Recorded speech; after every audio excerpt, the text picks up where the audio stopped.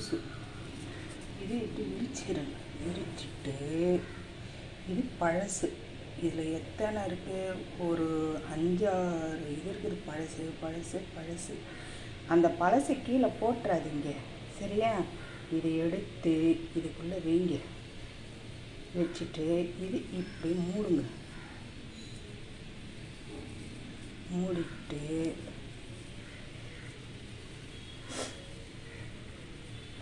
அவ்வளோதான். இப்போ என்ன பண்ணுறீங்க? சரி வச்சா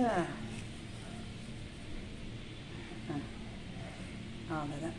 இப்போ என்ன பண்ணுறேன்? இப்படியே வச்சு தேய்ச்சிங்கன்னா உள்ளே இருக்கிறதும் தேயும், மேலே இருக்கிறதும் தேயும். இதுவும் பழசாச்சுன்னா அதே மாதிரி ஆகும். அதே மாதிரி செய்யுங்க. புதுசில் பழசை வச்சுருங்க. எந்த காலத்துலையும் கீழே போடாதீங்க.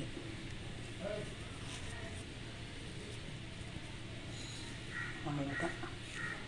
வேறுங்க ஈஸியாக சாமான் தைக்கலாம். பார்த்தீங்களா? அவ்வளோதான். பாருங்க, நல்லா தைக்கலாம்.